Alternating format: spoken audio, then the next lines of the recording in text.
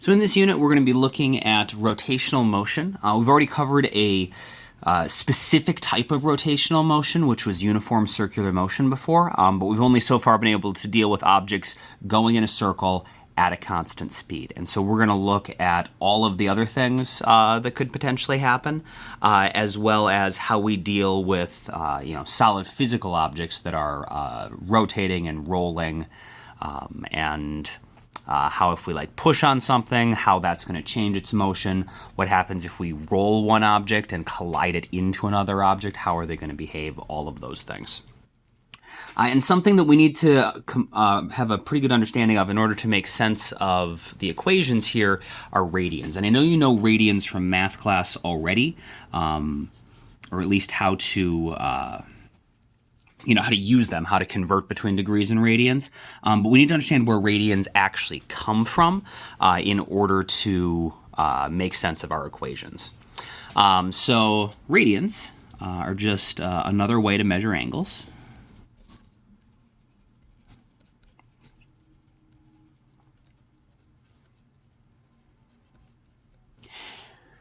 And in physics, we like to use radians because they're a more fundamental quantity than degrees. So degrees, someone arbitrarily decided to cut a circle into 360 pieces and call each one a degree, because before calculators were widely available, 360 is a number that's easy to divide into two pieces, 3, 4, 5, 6, 8. It has a lot of possible denominators.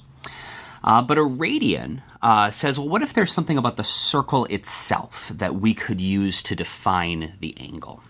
And so the idea is, if we have a circle with radius r,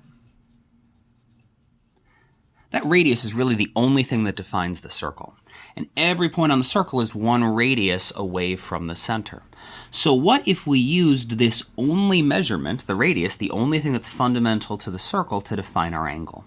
What if we walked one radius around the edge of the circle? And then that would cause us to end in a new position, one radius away from the circle. So it's not quite a triangle. It's sort of this pizza slice shape where this side, this arc, is of length one radius. But that would always define the same wedge in any circle. And so there's got to be this angle in here that would exist in any circle of any radius, as long as we use its own radius to do this. And that angle, that's what we call 1 radian. So a radian just means that we have traveled one radius around the circle. And so if we wanted to figure out how many radians an entire circle is, for example, we would take, the path divided by the radius is going to be the number of radians, so the length of the path, or we call this the arc length.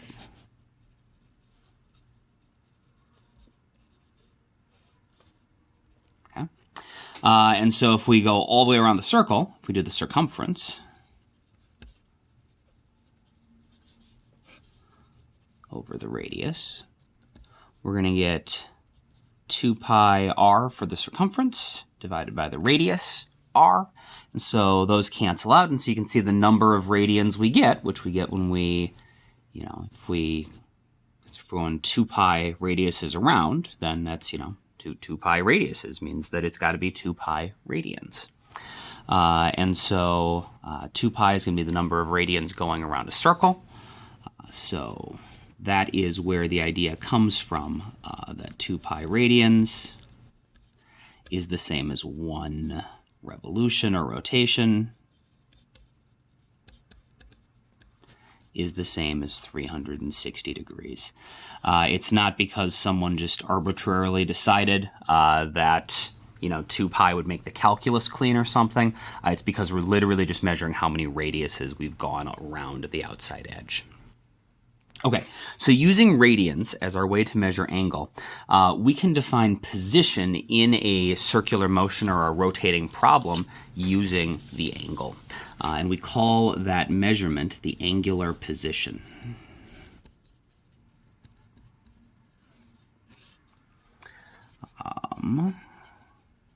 It is technically a vector, and so for being really formal, we should include the little vector sign over the top of it.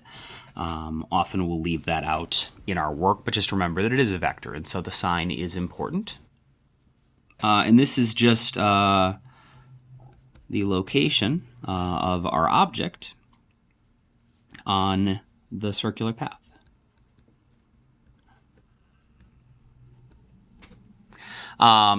Now, just like with regular position, you can measure the position relative to any origin you want. And as long as you always define your origin the same way throughout the problem, the math is going to work out. That said, by convention, so generally, this is what you can usually assume, like a book is done, what people are going to assume you're doing if you don't say anything else. Theta 0 is going to be at the positive x-axis, just like on the unit circle. And for the sign convention, positive means that you're going counterclockwise. Negative means that you're going clockwise, which we'll often abbreviate those as CCW and CW. So the same way the unit circle works in math class. So say we wanted to define a particular point on our circle. So you would draw your coordinate system centered on the center of the circle. So our positive x-axis is here, and so that is going to be position 0. And so say we wanted to define where this point is. We are going to travel, if we want to get a positive measurement, we're going to go counterclockwise from the positive x-axis. And so we could measure the total length of this path. We call that the arc length.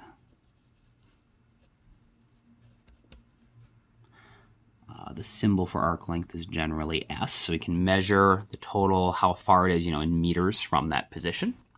And of course, that's going to define an angle as well.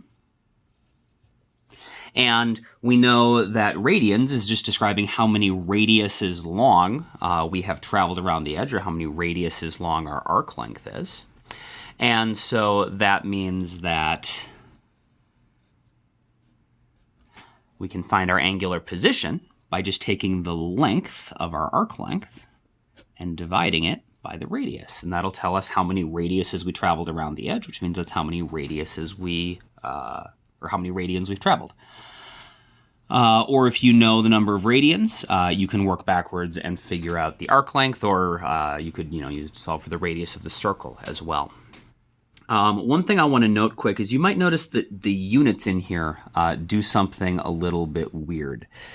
So we would measure the arc length in meters, the radius in meters, and when we divide them out, meters over meters would cancel out, and so it seems like this should actually not have a unit at all as opposed to radians. And that's because radians aren't a unit in the normal sense. They don't follow our normal rules for like combining units and doing dimensional analysis, because radians are just a ratio. They're just describing what the ratio of your arc length to your radius is. How do I want to say this? Radians are not a unit in the normal sense.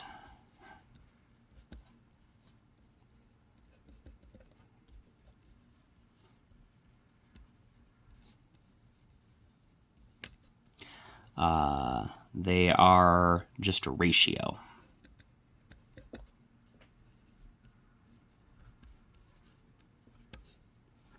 Of S to R.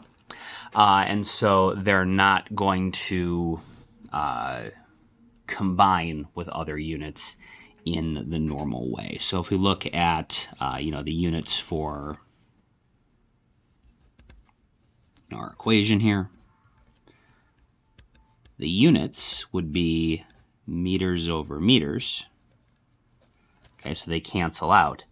And so there's no unit, and yet we still call that ratio the number of radians. And so when we're combining all of our units and checking to see, when we write a big equation, how all the units combine, you're going to notice that we don't include radians a lot of times because they don't combine with meters and seconds and newtons and joules and all that other stuff in the same way because they're just a ratio. They're not truly a unit on their own. And that'll make more sense as we get to some applications of that. All right, so just like we could define linear position, we have angular position. And so the next thing that we need to define is displacement. There should be an angular version of displacement so we can describe how far something has moved along a circular path.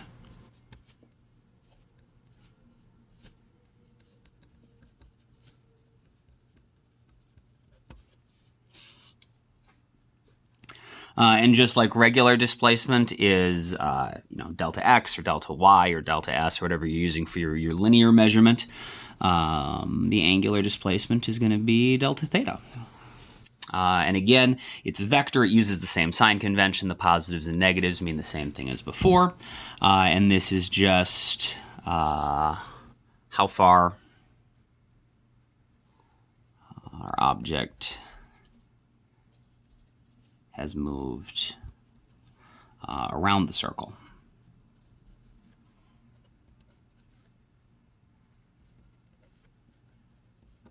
So the position is where it is.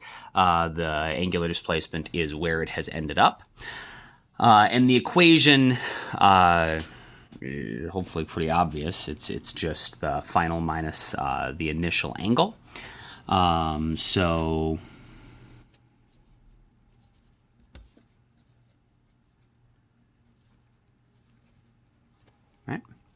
Right, let's do I and F notation. That's maybe a little clearer. So you take the final angular position, subtract the initial angular position. That will give you the angular displacement, just like regular final position minus initial position gives you the displacement.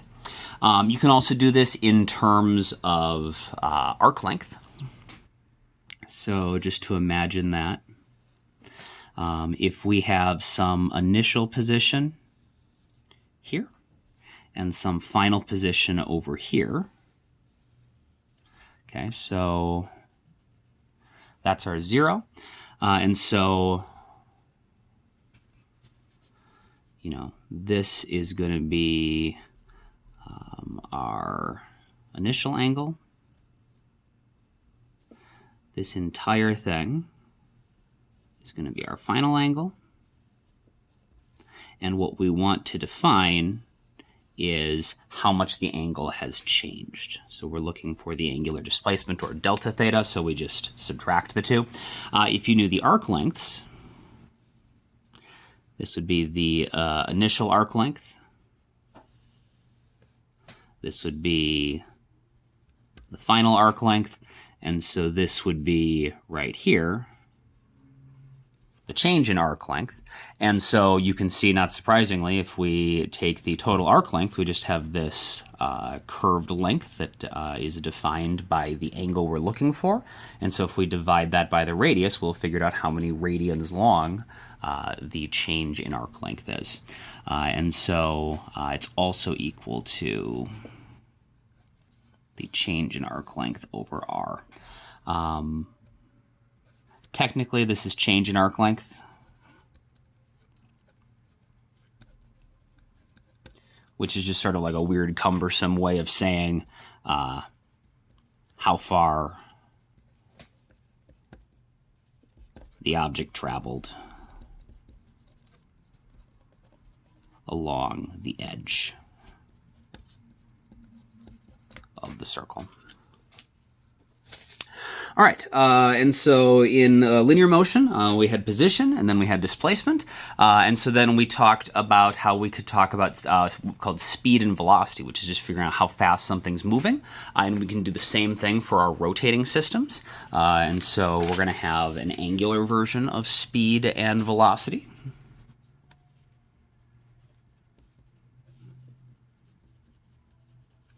The symbol is omega. It's a lowercase omega. So this might be different than what you usually think of as omega, but it's a lowercase omega. It looks sort of like a fancy curly Q W, but it's not a W.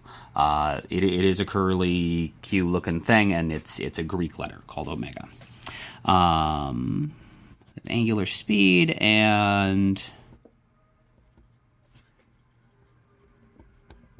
angular velocity, which of course is the vector version.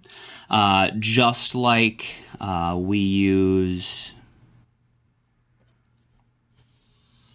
v for both speed and velocity, we use omega for both angular speed and angular velocity.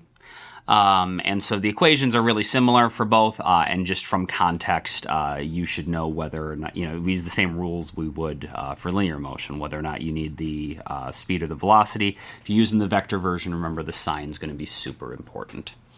And so this is exactly what you would imagine it is. Regular speed is how fast the object is moving, along a straight line path. Angular speed is how fast the object is moving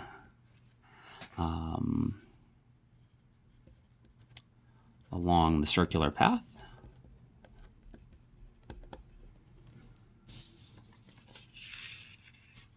I guess we didn't actually explicitly write. It's sort of implied here, but if you could just go back to where you wrote this down.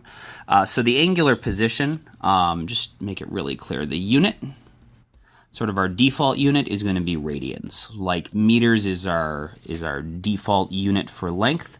Radians is going to be our default length for angular position, which is sort of implied by the equation.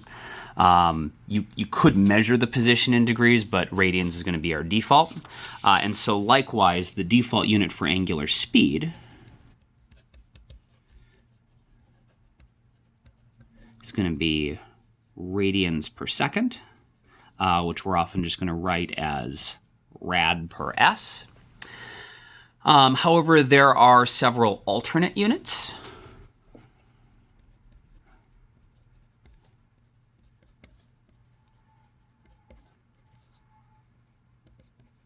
That are often used because they are descriptive or helpful in certain applications.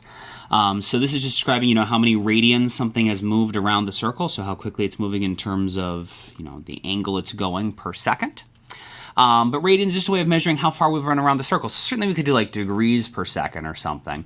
But another way that we actually hear more often, and that we'll see in problems, and that might even be useful for you to calculate sometimes, is RPM, which is rotations per minute.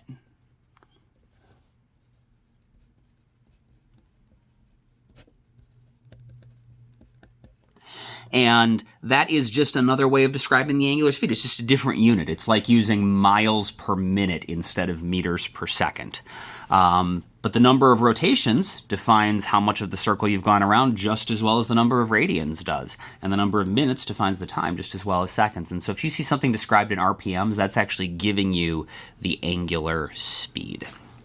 The equation is what you would probably expect.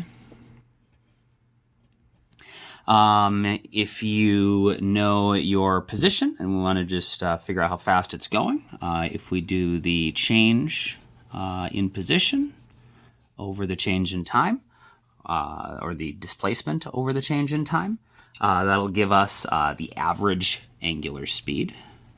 So I guess we should call that average angular speed, just like regular average speed was displacement over time, which is also going to be our angular speed if it's constant.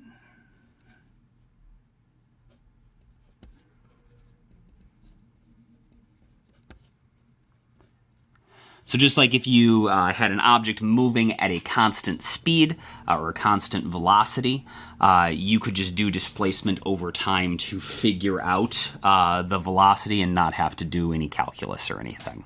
And so it's good for finding the average angular velocity. Also works to find the angular velocity as long as it's constant.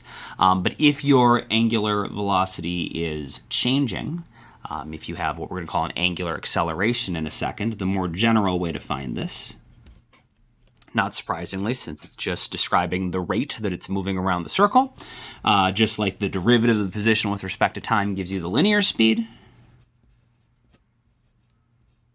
the derivative of the angular position with respect to time gives you the actual speed. So those are sort of our two equations to find angular speed or angular velocity. But remember, you can use this top equation to find the actual instantaneous angular speed as long as it's constant. We should talk about what to do if you want to relate. Let's say you want to know, the angular speed and you want to figure out the linear speed. How many meters per second is it moving at as it goes around the circle? Or say you knew how many meters per second it was going as it traveled around the circle. What would its angular speed be? And so we can figure that out. We know that we've got d theta over dt. And we know that theta is the arc length divided by the radius. And so this is d s over r dt.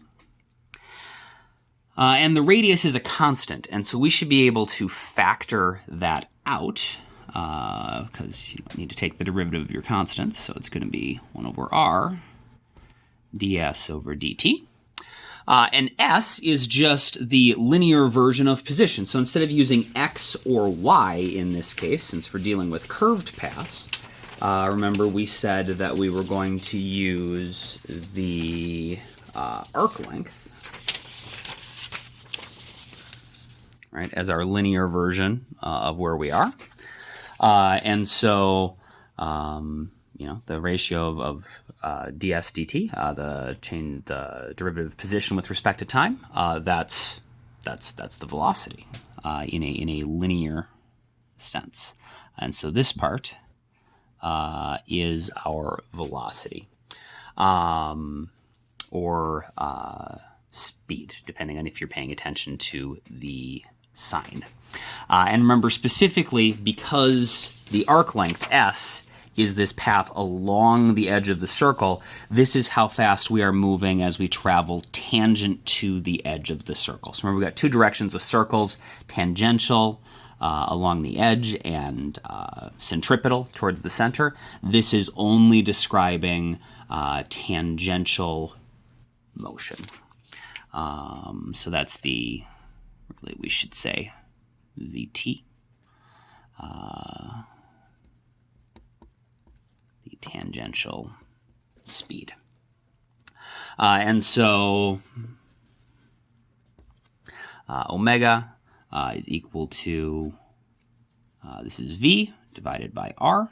And so you can connect the angular speed to the linear speed because we just divide by radians, and that'll take us from linear speed to angular speed, or divide by radians, it'll take you from regular velocity to angular velocity.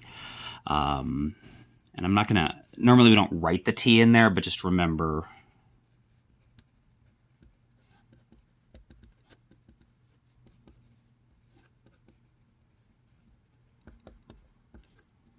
that's the tangential speed or velocity. If you're moving in just a regular circle, that's the only speed you're going to have. But if you're like spiraling inwards or spiraling outwards, you then both have a speed that is tangent to the circular path and one that is either spiraling, inwards or outwards, some sort of radial direction. And so if we deal with complicated problems, just remember this is the tangential one, but normally it's the only speed there is, so I'm not going to write the little t after it.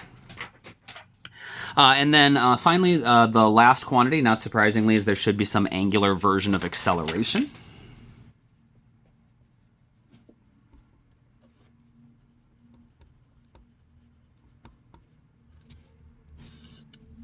The symbol for angular acceleration is alpha.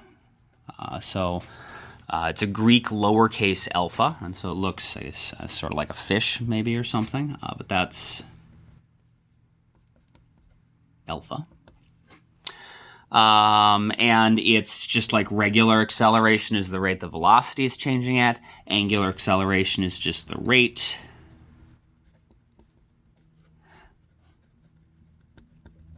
the angular velocity is changing at. And so it's, we can do the same thing that we did to find our velocities.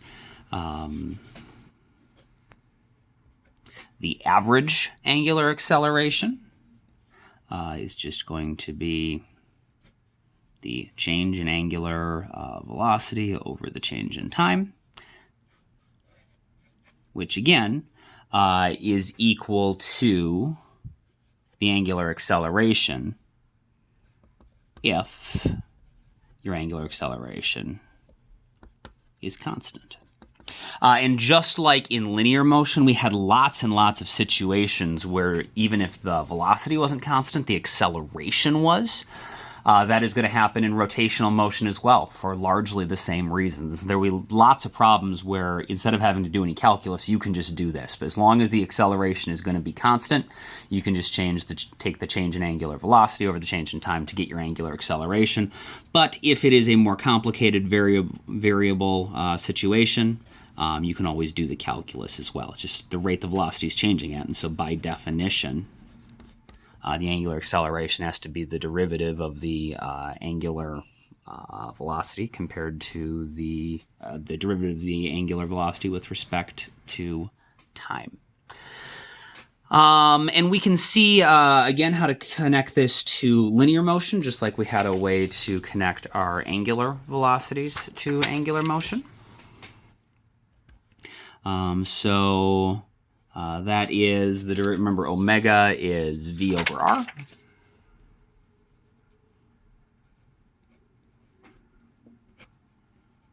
dt. Once again, our radius is a constant, so we can factor it out. And dv over dt in a linear sense, we know is the acceleration. So if you have your velocity in meters per second, the derivative of your velocity with respect to time is your acceleration in meters per second. And so that is going to be, the acceleration. That should not be just lined up. Okay, this bit is the acceleration, and this is 1 over r, and so we get a over r. The important thing to remember is that since this velocity was actually tangential, this is going to be the tangential acceleration. So we would only have an angular acceleration if the object is getting faster or slower as it goes around the circle. So if it's going around the circle and going faster and faster and faster, you could measure in meters per second how quickly its path around the outside edge of the circle is changing speeds, which would be, and you can do that in meters per second squared, but that would be the acceleration tangent to the circle. This has nothing to do with the centripetal acceleration that is also always happening. So this is the tangential acceleration, and that's because the velocity here was the tangential velocity.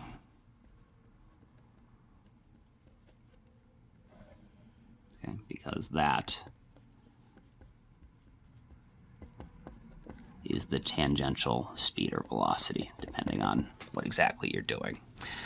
And so the last equation here is that alpha is going to be the tangential acceleration, how quickly the object is speeding up or slowing down as it travels around the outside edge of the circular path. So let's write it out this way. Tangential acceleration over the radius, and then put a little box around that. And so for uniform circular motion, although in uniform circular motion we still have that centripetal acceleration, that acceleration towards the center that explains how it's changing its linear path. If you have uniform circular motion where you're going at a constant speed, a constant tangential speed, that would mean that you have a constant angular speed. So if you're in uniform circular motion, you're going to travel the same number of radians each second. And so, of course, the derivative of that is going to be 0. You're not going to have an angular acceleration if you have uniform circular motion because the number of radians per second you're traveling is not changing, which also means you're not going to have a tangential acceleration because the number of meters per second you are moving is not changing. So for uniform circular motion,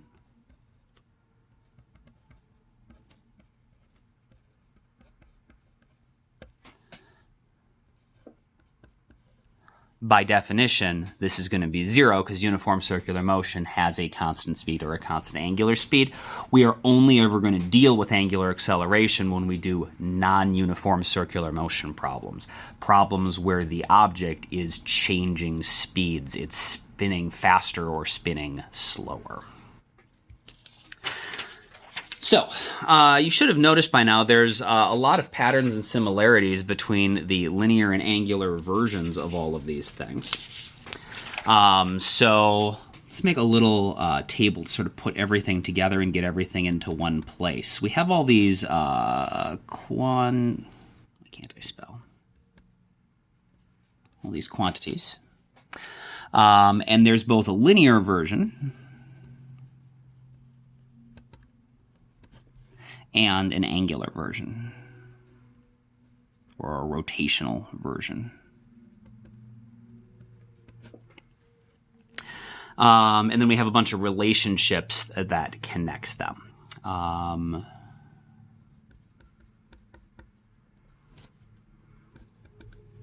So let's just put all this together so we have everything in one place. We got position.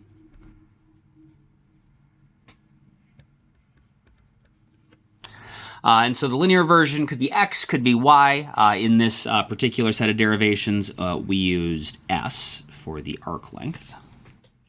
And then we had displacement, which was delta s. And then we had speed or velocity,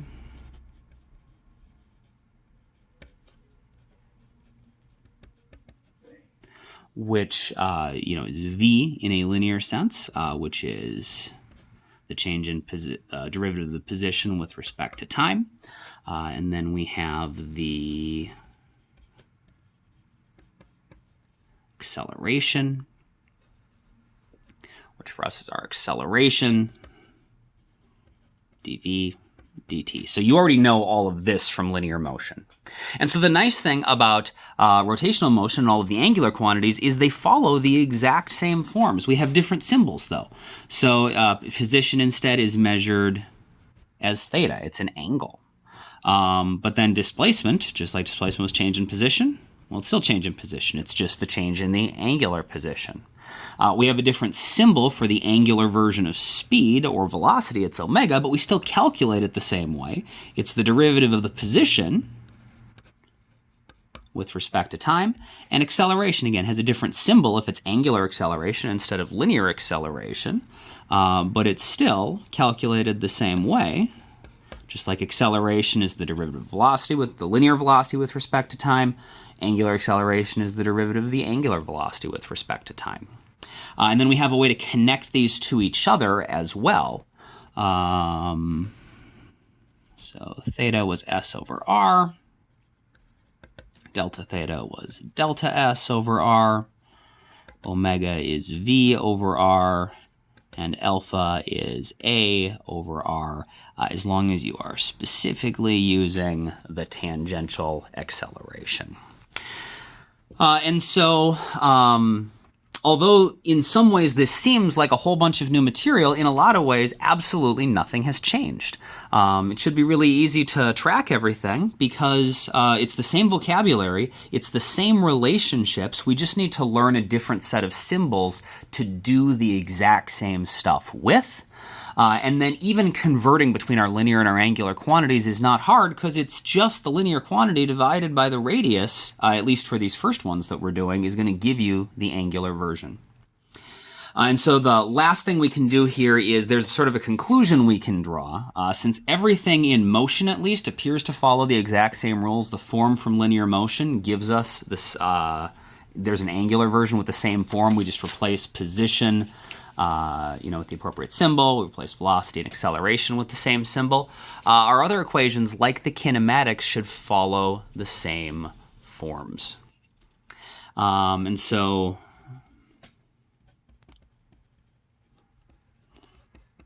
linear motion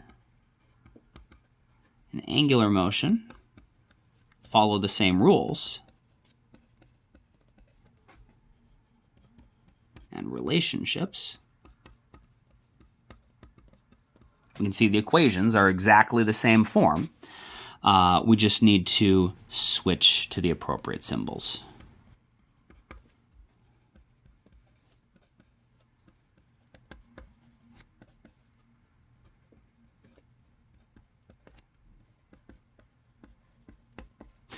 Which means we're not going to completely rederive the kinematic equations because the derivation would look exactly the same. But we can write an angular version of the kinematic equations.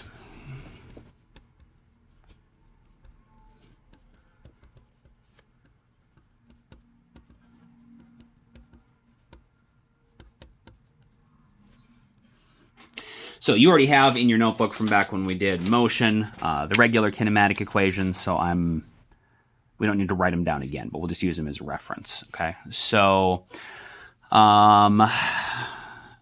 displacement, I don't know why I used, what am I doing? Let's be consistent. I used y in some places and x in others, which is weird. Okay, so the displacement is equal to 1/2 the acceleration times the time squared plus the initial velocity times the time. Cool. So in angular motion, the angular displacement has to equal 1/2 the angular acceleration times the time squared plus the initial angular velocity times the time. Next equation. Final angular velocity has to equal the initial angular velocity plus the acceleration times the time.